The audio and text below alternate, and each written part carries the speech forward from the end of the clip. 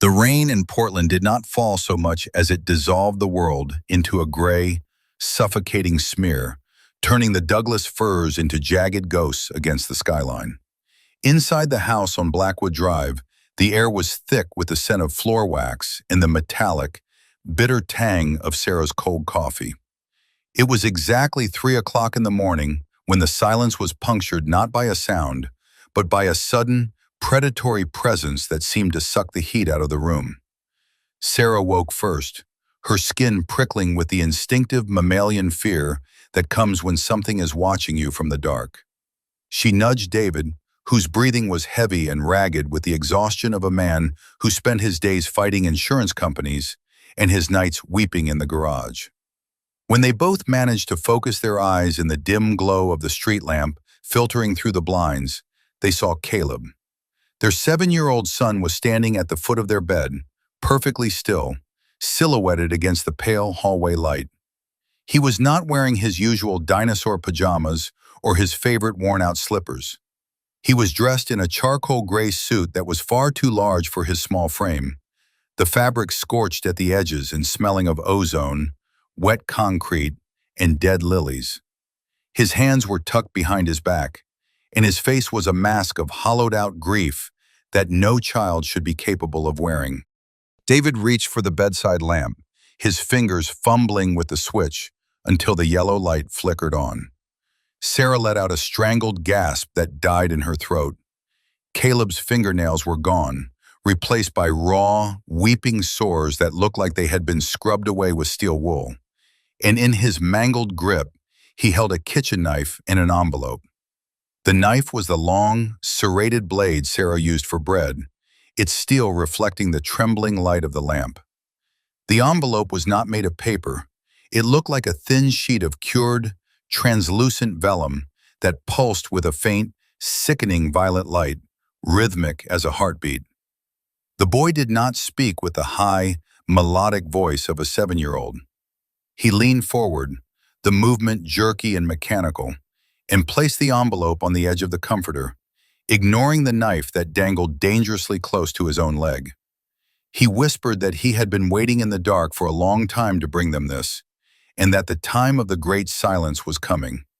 He said that today was the day they would pull the trigger on the rest of history.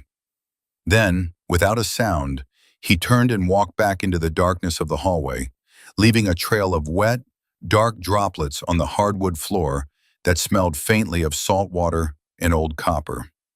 Sarah scrambled to the edge of the bed, her heart hammering against her ribs like a trapped bird.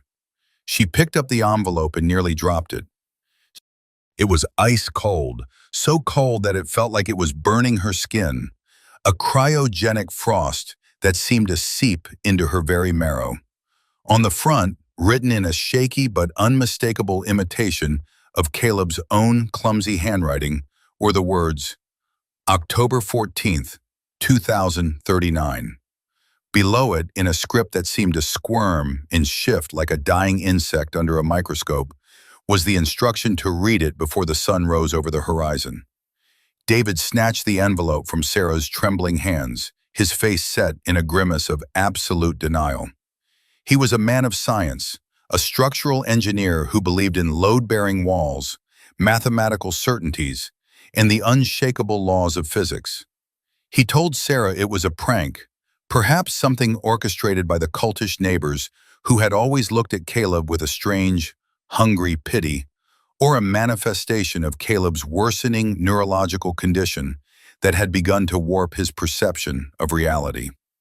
But as he tore the seal, which felt less like wax and more like a dry, leathery scab, his bravado crumbled into ash. The letter inside was not written with ink or pencil. The words were etched into the translucent material with a precision that suggested a laser or a very sharp, very steady needle, glowing with that same rhythmic violet light that made the shadows in the room pulse. It began with a memory only the three of them shared. The time Caleb had nearly drowned in the neighbor's pool when he was only 3 years old, and how David had whispered a secret promise into the boy's ear while performing desperate chest compressions on the wet concrete. The letter recounted that secret word for word, a phrase about a hidden star and a promise of eternal protection that David had never told another living soul, not even Sarah in their most intimate moments. The message was a frantic, desperate plea that felt like a physical weight pressing down on David's chest. It warned them that today, at precisely 10 o'clock in the morning, they would receive a phone call from St. Jude's Hospital. The voice on the other end would be Dr. Aristorp, and he would tell them that a donor had been found for Caleb's experimental neural graft. The letter begged them, with an intensity that bordered on the psychotic, to refuse the surgery. It stated that the procedure, known in the medical journals as the Lazarus Protocol, would not save Caleb from his degenerative decay. It would instead act as a bridge, a structural doorway for something that existed in the cracks of a ruined future to enter their son's mind and use him as a biological vessel. The author of the letter, claiming to be Caleb at 22 years of age, described a world where the sky had turned the color of an old bruise and where human thought was no longer a private sanctuary. He wrote that his parents' love would be their undoing, for in their desperate desire to keep their child alive, they would sacrifice the soul of the entire world to a hunger that had no name. The letter ended with a terrifying postscript that made David's blood turn to slush. Do not look at the boy's shadow, for the shadow is no longer his.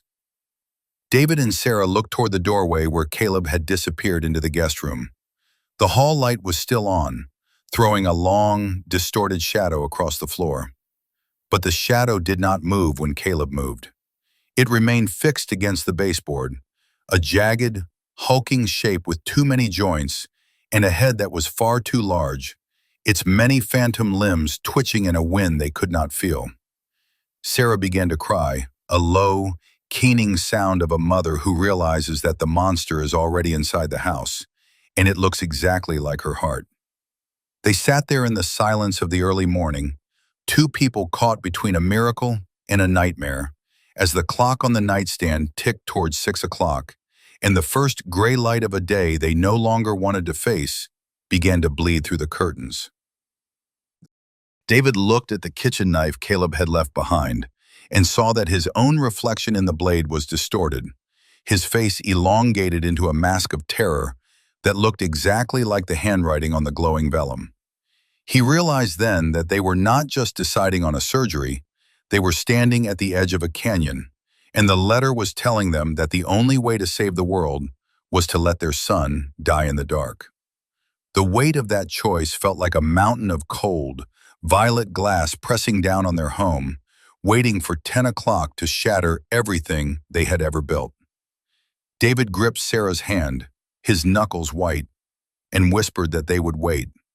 They would wait for the phone to ring, and they would see if the future was as inevitable as the sunrise.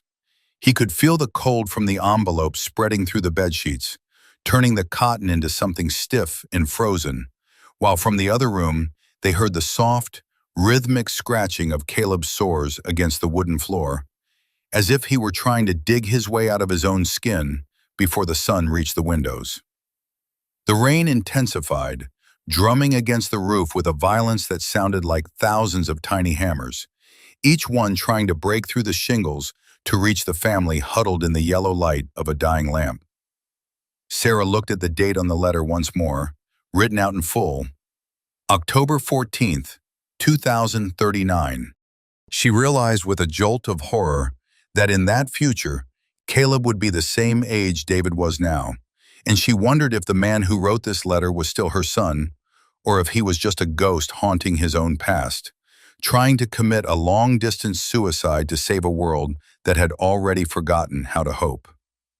The violet light of the vellum began to fade as the room grew brighter, but the cold remained, a permanent inhabitant of their bedroom that no heater could ever drive away.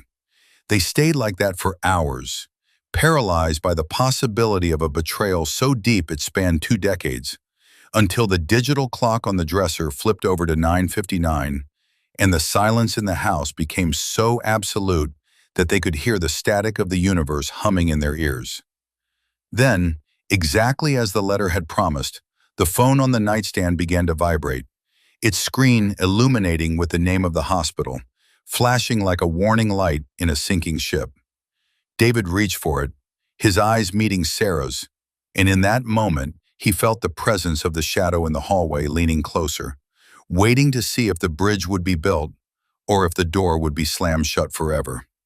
He pressed the button to answer, his voice a ghost of itself as he prepared to speak the words that would either save his son or condemn humanity to a violet dawn. The voice on the other end was indeed Dr. Aristorp, and he sounded like a man who had just found the key to heaven, unaware that he was standing on the trapdoor to hell. David listened to the doctor's excited rambling about a perfect match and a 0% chance of rejection, his eyes fixed on the letter that was now nothing more than a dull, gray sheet of dead skin. He thought of the suit Caleb had worn, the smell of ozone, and the missing fingernails, and he felt a cold, hard resolve settle in his gut. He looked at Sarah, who was shaking her head in a silent plea, her eyes wide with a mixture of grief and terror. David cleared his throat, the sound like dry leaves skittering across a grave, and told the doctor that they had changed their minds. He told him that Caleb would not be coming in for the Lazarus Protocol, not today and not ever. The silence on the other end of the line was not the silence of a confused doctor. It was a deep, hollow void that seemed to pull the air out of the room, followed by a sound that David would remember for the rest of his very short life. The sound of 1,000 voices screaming in unison through a tiny speaker, a digital agony that made the phone burst in his hand, spraying shards of glass and plastic across the room like shrapnel from a miniature bomb. The explosion of the telephone was not merely a mechanical failure. It was a violent rejection of the physical world by a force that refused to be silenced. Shards of Gorilla Glass and jagged bits of copper circuitry embedded themselves in the meat of David's palm, turning his hand into a mangled nest of blood and blackened plastic. He did not scream at first. The shock was too cold, too absolute. He simply stared at his hand as smoke curled from the wound, smelling of burnt hair and lithium. Sarah was on the floor, her hands over her ears, her eyes wide as she watched the smoke tendrils begin to weave themselves into patterns in the air, forming shapes that looked like grasping fingers. The yellow light of the bedside lamp flickered and died, but the room did not go dark. Instead, it was filled with a pulsating, sickly violet luminescence that seemed to bleed out of the very walls. The gray sheet of the letter on the bed began to glow again, but this time the light was different. It was a deep, bruised purple that felt heavy against their retinas. Outside, the rain had turned into a rhythmic thumping, as if thousands of soft, heavy objects were falling from the sky and hitting the roof with the sound of wet meat. David wrapped his bleeding hand in the bedsheet, the white fabric instantly blooming with a dark, wet crimson, and he looked at Sarah with a primal terror that bypassed all logic. They had followed the instructions of the letter, they had refused the surgery, but the world was not returning to normal. If anything, the reality around them was beginning to fray at the edges, like an old tapestry being pulled apart by invisible claws. David told Sarah they had to get out. They had to take Caleb and drive as far away from Portland as the gas tank would allow. But when he reached for the bedroom door, the brass knob was gone. In its place was a smooth, unbroken surface of wood that felt warm to the touch and pulsed with a faint, subcutaneous rhythm. The windows were the same. Where there had been glass and a view of the rainy street, there was now only an opaque, fleshy membrane that rippled when David pressed his good hand against it. They were trapped in a space that was no longer a house, but a biological chamber that was slowly beginning to digest the concept of their existence. From the other side of the wall, in Caleb's room, they heard a sound that made Sarah's heart stop. The sound of a child laughing, but it was layered with the voices of 100 old men, all of them coughing and wheezing in a synchronized, rhythmic cadence.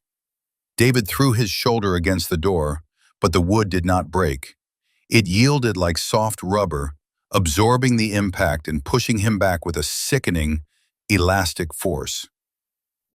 He looked at the mangled remains of his hand and saw that the shards of the phone were starting to move, burrowing deeper into his skin as if they were trying to find his bloodstream. The hours that followed were a descent into a psychological abyss where time lost all linear meaning. Sarah and David huddled in the center of the bed, the only island of familiarity left in a room that was transforming into a non-Euclidean nightmare. The ceiling had begun to sag, the plaster cracking to reveal not wooden beams, but something that looked like rows of obsidian teeth. The letter, lying between them, was no longer a plea for help. It had become an observer. The text on the vellum shifted again, the words morphing into a series of complex, glowing diagrams that mapped out the human nervous system, with specific focus on the brainstem and the pineal gland. Sarah, her voice a cracked whisper, asked David if they had made the wrong choice. She looked at the door that was not a door and wondered if the doctor at the hospital had been their only hope, not their destruction. At precisely 14 hours and 30 minutes, the time the letter had mentioned as the moment of the explosion at the clinic, a deafening roar vibrated through the floorboards. It was not the sound of a bomb. It was the sound of a vacuum, a sudden and violent depressurization that made their ears bleed. Through the fleshy membrane of the window, they saw a flash of white light so intense it stripped the color from the world for several heartbeats. The letter began to hum, a low-frequency vibration that rattled their teeth and made the blood in David's mangled hand boil. New words appeared on the vellum, written in a font that looked like it had been carved by a dying god. The sacrifice is accepted. The anchor is set. David grabbed the letter, his mind fracturing under the weight of the realization. He saw that the warning to stay away from the hospital had not been to save them from a terrorist attack or a medical mishap. It had been to ensure that Caleb stayed within the specific geographical coordinates of the house during a cosmic alignment that only occurred once every 10,000 years. The doctor, Aristhorpe, was not the villain. He was the only one who possessed the technology to extract the parasite before it fully bonded with the boy's soul. By keeping Caleb home, they had provided the entity with a private, undisturbed sanctuary to finish its metamorphosis. The letter had been a Trojan horse, a piece of bait designed to appeal to their most vulnerable instinct, their love for their son. Sarah stood up, her movements jerky, and walked toward the wall that led to Caleb's room. She pressed her ear against the pulsing wood and heard not laughter, but the sound of something very large and very wet sliding across the floor. She called out his name, but the response was a series of clicking sounds, like a telegraph machine made of bone. The shadow in the hallway, which they could still see through the translucent gap where the floor met the wall, began to grow. It stretched across the ceiling, its many jointed limbs unfolding like a spider's, until it hovered directly over them. David realized with a jolt of pure, unadulterated horror that the letter was not from a future Caleb trying to save them. It was from the entity itself, a sentient infection from the end of time that needed a mother's fear and a father's desperation to fuel its birth. The date, October 14th, 2039, was not a warning. It was a trophy, a marker of the day the entity would finally finish consuming the last remnants of the human race. The suit Caleb had worn was not scorched by fire. It was scorched by the friction of passing through the layers of reality. David looked at his hand and saw that the wires from the phone had finally reached his wrist, weaving themselves into his veins, turning his arm into a conduit for the violet light. He tried to scream, but his jaw felt like it had been welded shut. Sarah turned back to him, her eyes now leaking a thick, black fluid that smelled of ancient oceans. She smiled, but it was not Sarah's smile. It was the smile of a predator that had finally stopped pretending to be the prey. She told him that the letter was right about one thing. Their love was indeed their undoing. It was the sweetest part of the meal. The house began to groan as the floorboards turned into rows of ribs, and the ceiling descended like a closing mouth. In the distance, they could hear the sirens of the world outside, but the sounds were fading, becoming part of a history that no longer mattered. The transition was nearly complete, and as the violet light reached a blinding crescendo, the last thing David saw was Caleb standing in the corner of the room, his small body split down the middle like a cocoon, and something dark, ancient, and infinitely hungry stepping out into the light of a new, terrible world. The clock on the nightstand flipped over to 15 o'clock, but there was no sound of a bell, only the sound of a universe being rewritten in a language of pain that would take 1,000 years to finish the first sentence. Sarah's hand, now cold and hard as marble, reached out and gripped David's, but there was no comfort in the touch, only the promise of a long, dark eternity where they would be the first witnesses to the death of everything they had ever loved. The rain outside finally stopped, but only because there was no longer any sky for it to fall from. There was only the violet, the shadow, and the letter that had started it all, now blank and waiting for the next family to find it. The air in the living room had thicked into a substance that felt more like gelatin than oxygen, vibrating with a low-frequency hum that made David's teeth feel loose in his gums. His right arm, the one that had been shredded by the exploding telephone, was no longer a limb of flesh and bone. The black wires and glowing shards of the phone had woven themselves into his musculature, creating a lattice of pulsating fiber optics that moved under his skin like a nest of disturbed vipers. Every time he tried to pull away from the wall, the wires tightened, anchoring him to the structure of the house. Sarah stood 3 feet away, her body swaying in a rhythmic, hypnotic motion. Her eyes had completely changed. The pupils had expanded until they touched the edges of the iris, leaving nothing but 2 black, glassy voids that reflected a sky they had never seen. She began to speak, but the words did not come from her mouth. They vibrated out of the pores of her skin. 1,000 tiny voices whispering in a language that sounded like dry leaves being crushed by a heavy boot. She told David that the mistake was not the surgery, and it was not the refusal of the surgery. The mistake was the letter itself.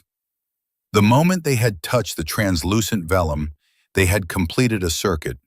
The letter was a physical manifestation of a paradox, a piece of matter from a dead timeline that needed a host to stabilize its existence. Caleb was never the patient, he was the womb. David looked down at the floorboards and saw that they were becoming transparent, revealing a deep, cavernous space beneath the house that stretched down for miles.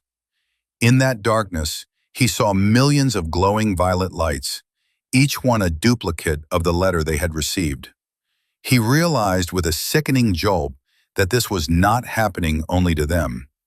Every house in the neighborhood, every family in the city, was likely standing in their own living rooms, staring at their own children, clutching letters from futures that were currently devouring the present.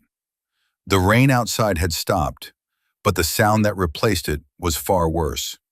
It was the sound of millions of people screaming in perfect unison, a single, sustained note of agony that became the new background radiation of the world. David's mind began to fracture. He tried to remember the secret word he had whispered into Caleb's ear 3 years ago, the one the letter had used to gain his trust. He realized now that he had never whispered anything. The memory had been implanted by the letter the moment he touched it, a false history designed to bypass his skepticism. His entire life, his memories of Sarah's laughter, his pride in his engineering career, even the birth of his son, began to dissolve into a slurry of violet light and static. He was being hollowed out, his identity being harvested to provide a narrative framework for the entity that was currently unfolding in the center of the room. The entity that had stepped out of Caleb's body did not stay a monster for long.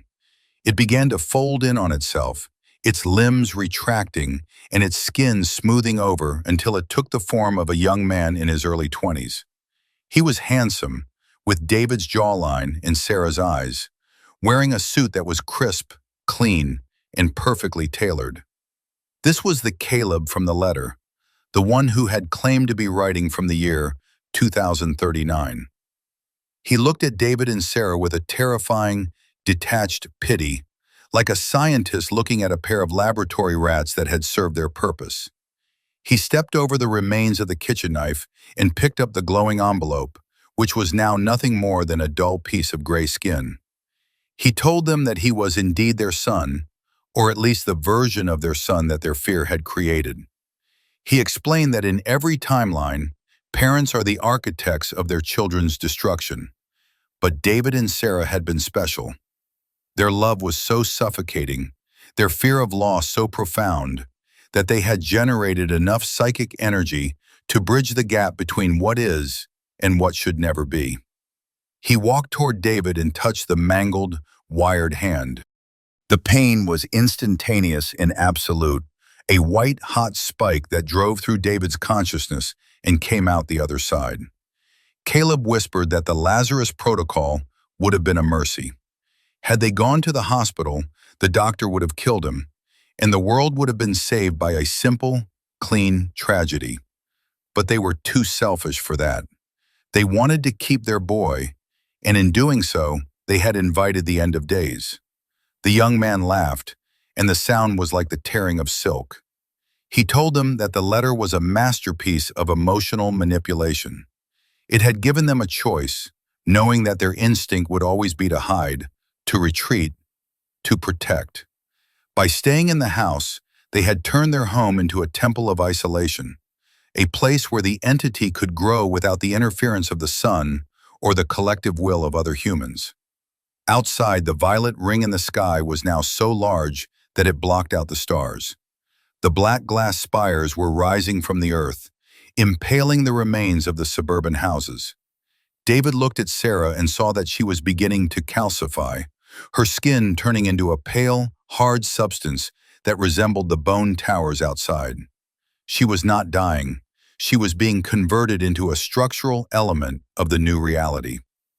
Caleb leaned in close to David's ear, his breath smelling of ozone and ancient dust, and whispered that there was one final thing they needed to understand. He told him that he had sent the letter not just to ensure his own birth, but to experience the one thing a God can never have, the moment of being loved by someone who is about to be destroyed by that very love.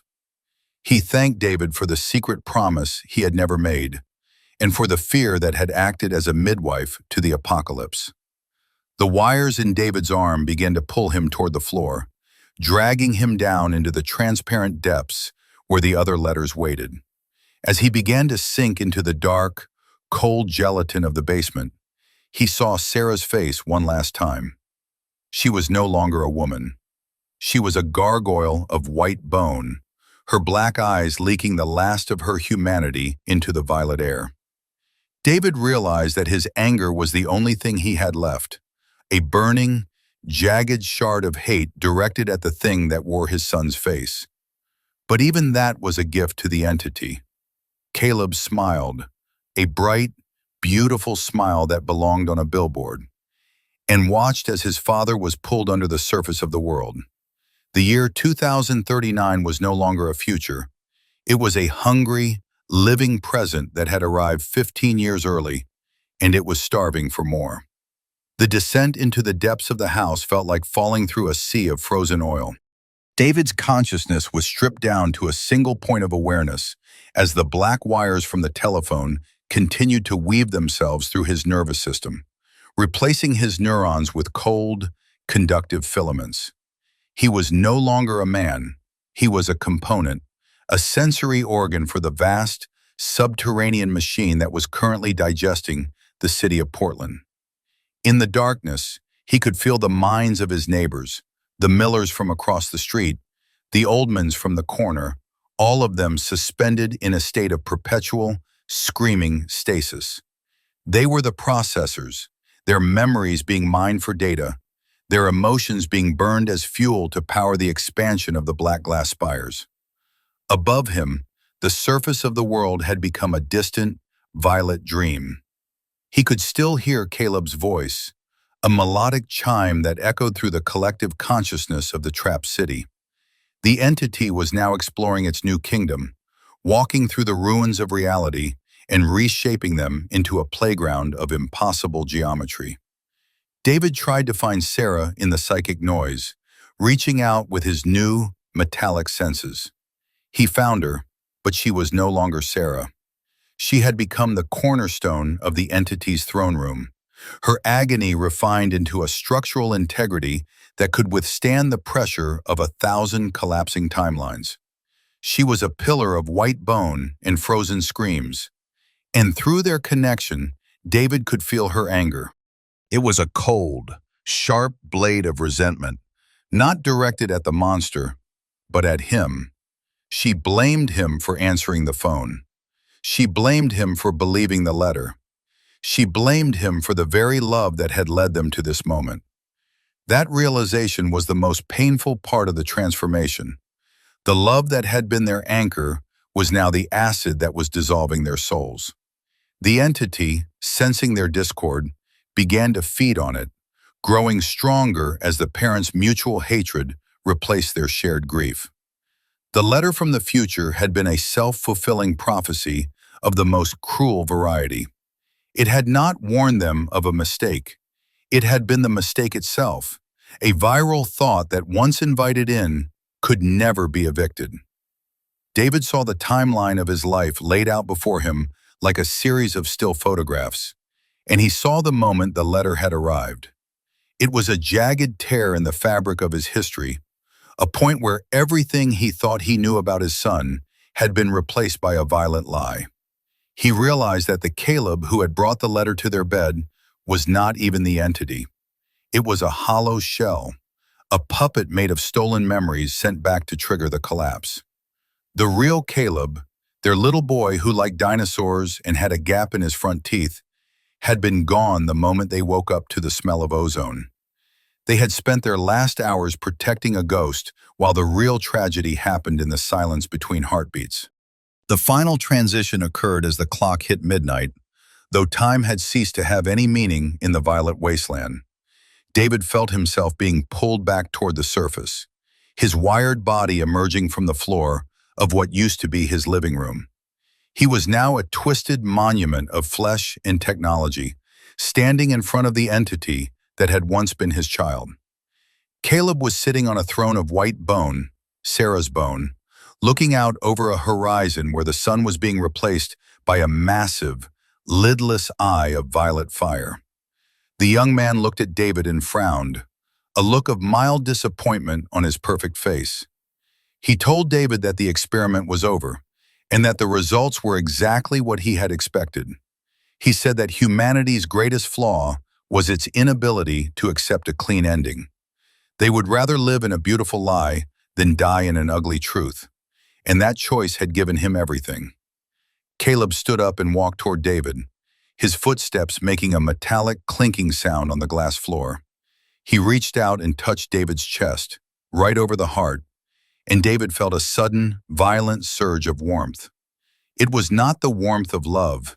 It was the warmth of a match being struck in a room full of gasoline. The entity told him that he was going to give David one last gift, the truth. He leaned in and whispered the secret promise David had actually made to Caleb by the pool those years ago. It was not about stars or protection. It was a moment of pure, selfish darkness where David, looking at his drowning son, had briefly hoped the boy would die so he would not have to deal with the burden of a sick child anymore. The letter had used that suppressed, ugly truth as its foundation, building the entire deception on David's secret guilt. The shock of the revelation hit David like a physical blow, more devastating than the explosion of the phone or the transformation of his hand. He realized that the entity had not fooled him. It had simply given him permission to be the monster he already was. The emotional reaction was not fear or terror. It was a volcanic, soul-shattering rage directed inward. David screamed, a sound that was amplified by the wires in his throat until it shattered the glass spires for miles around. He lunged at Caleb, his wired hand reaching for the young man's throat, but his fingers passed through the entity like smoke. Caleb laughed, a sound of pure delight, and told his father that he was finally beautiful. The violet eye in the sky blinked, and the world dissolved into a final, blinding flash of purple light. When David opened his eyes, he was back in his bed on Blackwood Drive. It was 3 o'clock in the morning, the rain was falling, and the room smelled of floor wax and cold coffee. He felt a surge of incredible, weeping relief. It had been a nightmare, just a nightmare. He turned to tell Sarah to hold her and never let her go, but she was not there. He looked at the foot of the bed, and there stood Caleb.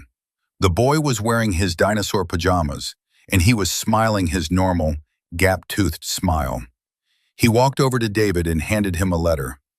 On the front, in David's own handwriting, were the words, October 14th, 2024.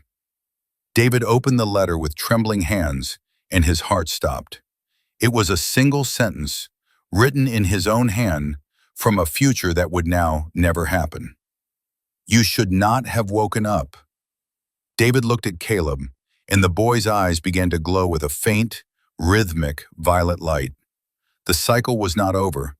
It was just beginning its second lap, and this time, the memory of the nightmare was the fuel. David felt the first wire twitch under the skin of his palm, and he realized with a scream that he would have to do it all again, forever, until the guilt was finally enough to break the world for good. The restart was not a clean slate.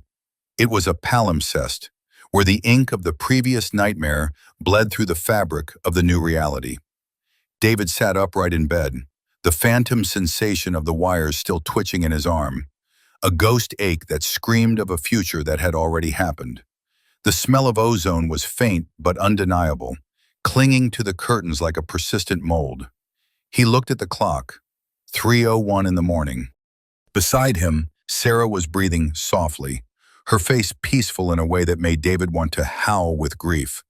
He knew that in her mind, she was still the woman who believed in doctors and bank loans and summer vacations. She did not yet know that her bones were destined to become a throne. David moved with a frantic, desperate energy, his bare feet hitting the cold floor with a slap that sounded like a gunshot in the silence. He did not wait for Caleb to appear at the foot of the bed. He ran to the boy's room, his heart a frantic drum against his ribs. He burst through the door, expecting to see the monster, but instead, he found Caleb sleeping soundly, curled into a ball around a plush triceratops. For a second, David allowed himself to hope. Maybe the loop had broken. Maybe the flash of violet light had been an exit, not a reset. But then he looked at the window. The rain was falling, but it was not water. The droplets hitting the glass were thick and black, sliding down the pane like slow, obsidian tears. David reached out to touch his son's forehead, but he stopped when he saw his own hand. Under the skin of his palm, a single, tiny wire of black copper was pulsing, a microscopic seed of the machine that had devoured him in the last life. He realized then that he was not back in the past. He was in a simulation of the past, a recursive layer of hell designed to test his endurance. The letter was already on the bedside table.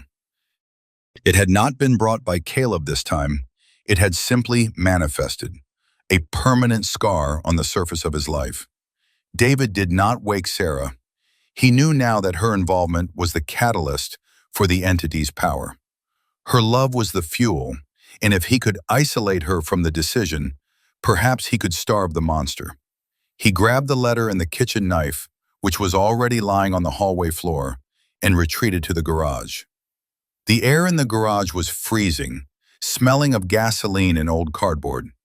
He sat on the concrete floor and opened the letter, his eyes scanning the violet text for any sign of a flaw, a glitch in the entity's logic. The letter had changed. It no longer warned against the surgery. Instead, it was a long, rambling confession of hatred from a version of Caleb that had lived through 1,000 cycles. The text described the sensation of being born over and over again, only to be consumed by his parents' desperate need for him to be normal. The letter stated that the entity was not an invader from space or another dimension, but the physical manifestation of the resentment every child feels toward the expectations of their creators, magnified to a cosmic scale. David realized that the Lazarus Protocol was not a medical procedure. It was a ritual of collective human guilt. He looked at the garage door and saw that it was beginning to ripple, the metal turning into a translucent, veiny membrane. He was not alone. From the shadows behind his workbench, a figure emerged. It was Dr. Aristhorpe, but he looked like he had been put through a meat grinder and stitched back together with silver wire. The doctor whispered that he had been trying to reach David for a dozen cycles. He explained that the hospital did not exist, and the surgery was never an option. Aristhorpe was a projection of David's own analytical mind, a dying fragment of his sanity trying to provide a logical exit from a situation that defied all reason.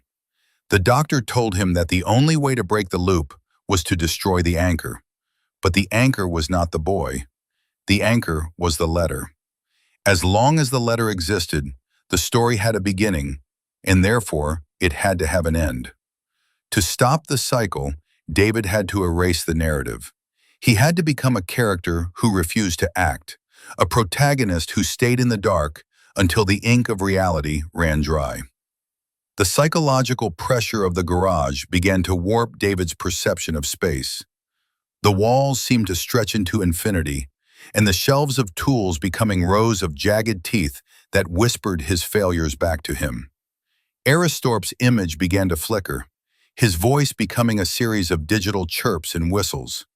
He told David that the 8,000 words of their story were almost half-written, and once the final word was recorded, the universe would fold like a piece of paper and be tucked into the envelope forever.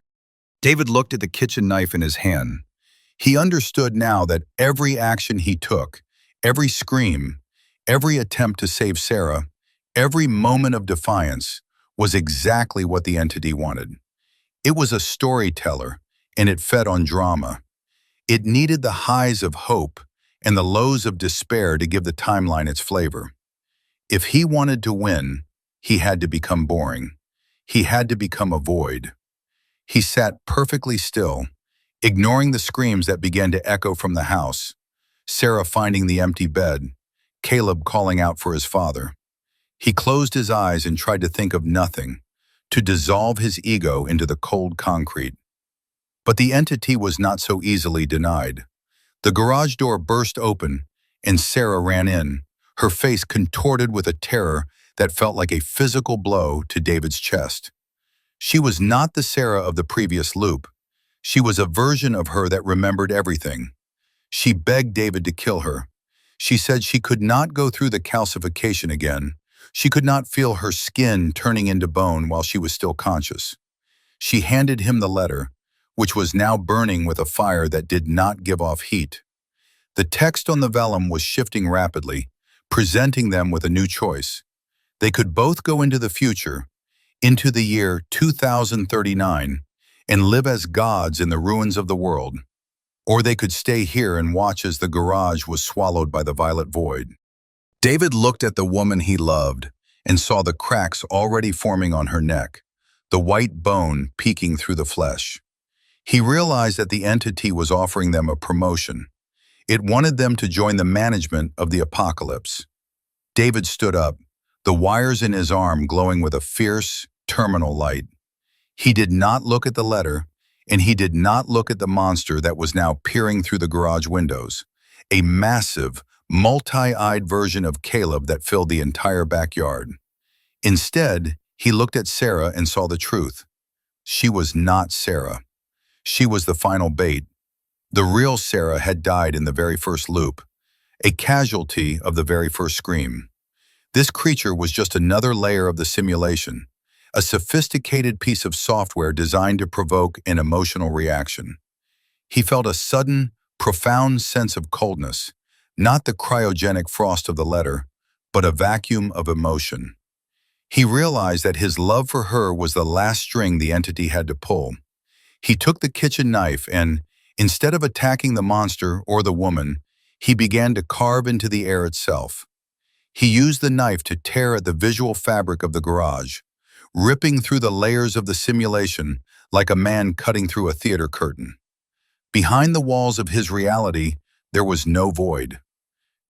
There was a vast, humming server room made of pulsing violet flesh and black glass, where millions of Davids and Sarahs were being processed in parallel cycles.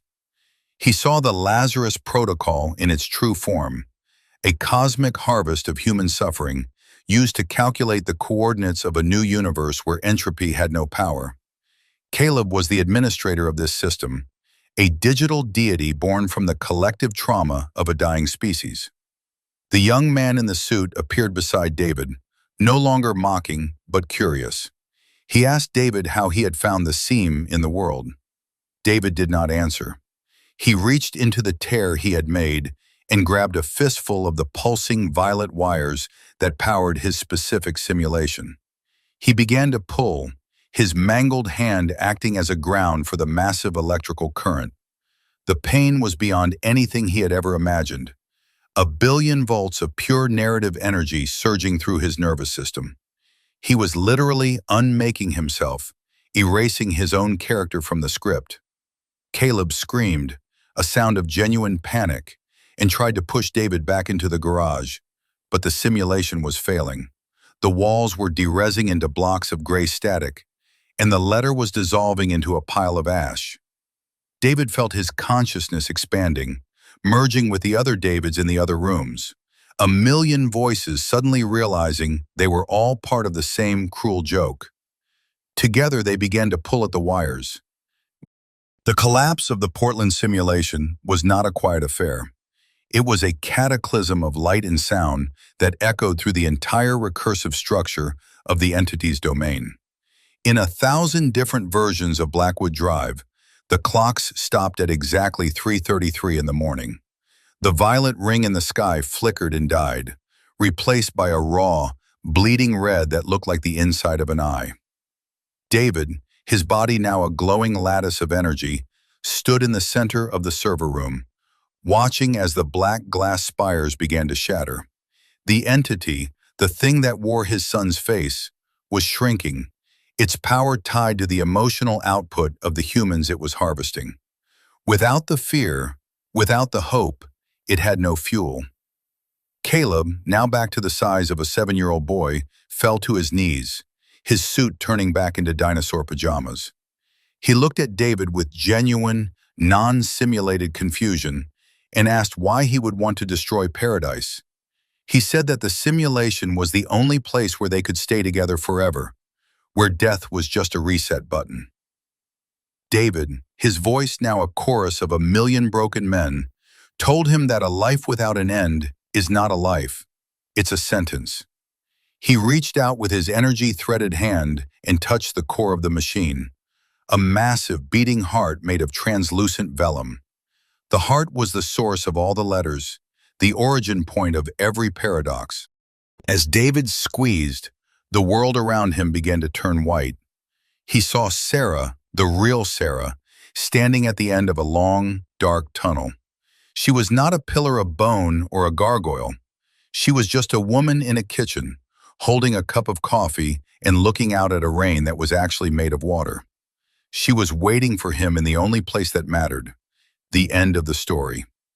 David gave one final, violent pull, and the server room exploded into 1 trillion shards of violet glass, each one containing a different, failed version of his life. He felt himself falling, the 8,000 words of his existence rushing past him like the pages of a book caught in a hurricane. He was falling toward the white light, toward the silence, toward the only thing the letter had never been able to predict: peace. But as the darkness closed in, he heard a faint, digital click, like a tape being rewound. A voice, cold and familiar, whispered through the static. Draft 2 begins in 3, 2, 1.